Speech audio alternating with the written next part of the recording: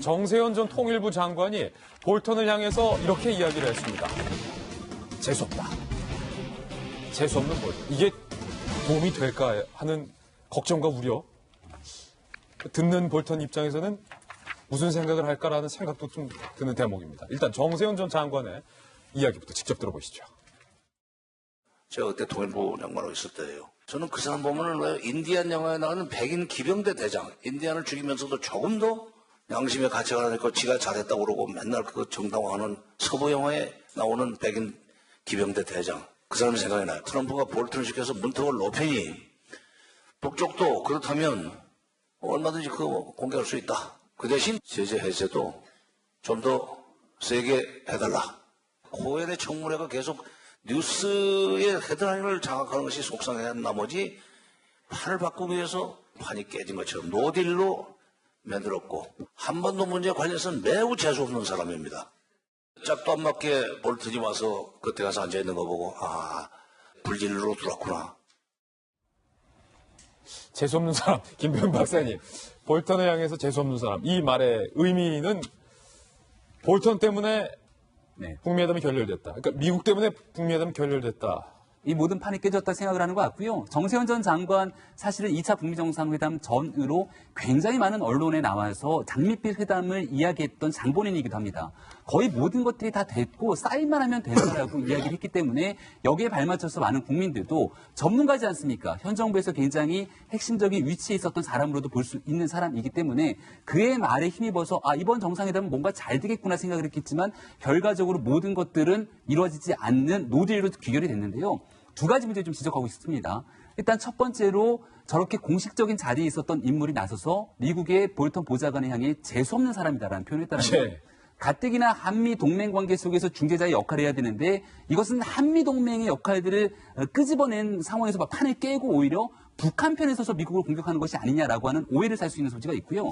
두 번째로는 인신공격적 성향이 굉장히 강한 발언입니다. 인디언 죽이는 기병대장 같다. 왜냐하면 이 실제로 볼턴 보좌관을 보면은 외모를 보게 됐을 때 그 코수염의 모습들이 굉장히 약간 인상적이어서 기병대장을 연상케 할 수 있는 모습을 볼 수도 있는데 그거는 말 그대로 외모의 그 비하적 발언으로 볼 수 있기 때문에 상당한 인격적인 침해 소지가 있거든요. 예를 들어서 북한 같은 경우는 김정은 위원장을 향해서 그러면 정세현 장관이 말대로 한다면 뚱뚱한 몸집이나 체구 등을 바탕으로 굉장히 악한 비난들을 쏟아내야 되는데 북에 대해서는 그런 모습을 한 번도 보인 적이 없습니다.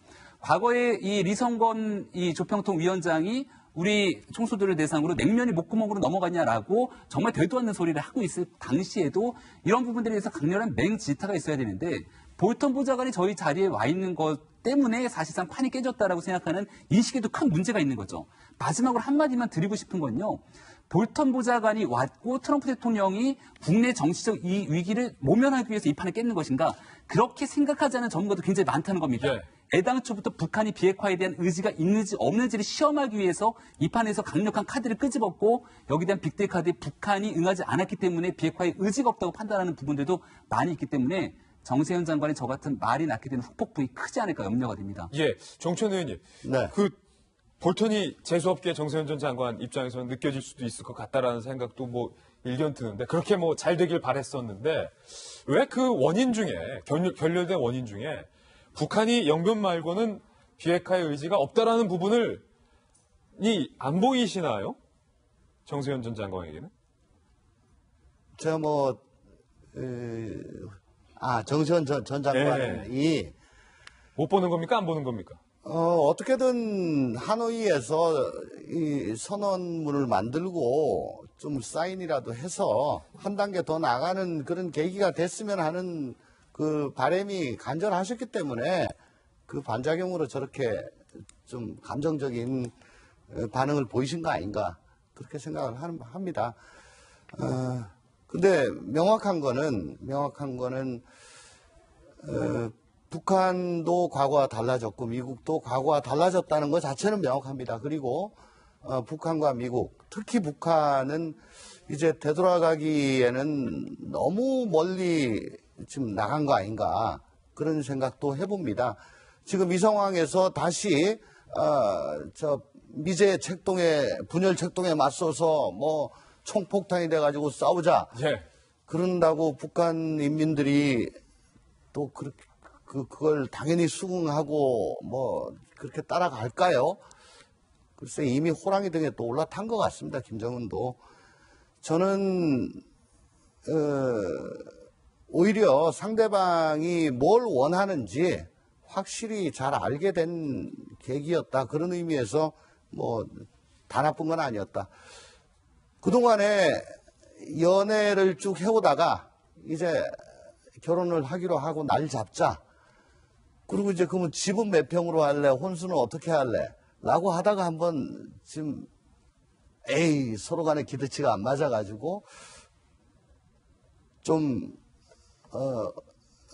틀어진 경우 아닌가. 그렇다고 해도 당사자 간에는 결혼을 해야 되겠다는 그런 마음만 있으면은 뭐 조금 집도 줄이고 해서 결국은 한 쌍이 돼가지고 살 수 있지 않을까 하는 그런 희망 섞인 예. 생각도 해봅니다. 어쨌든 현 상황에 대해서 정부는 보안에 걸리지 않는 범위 내에서는 투명하게 국민들께 알리고 또 북한과 미국 양쪽을 열심히 오가면서 서로 간의 니즈를 맞춰가지고 할 수 있는 중재 역을 할 사람은 우리 문재인 대통령밖에 없고 대한민국밖에 없다고 생각합니다.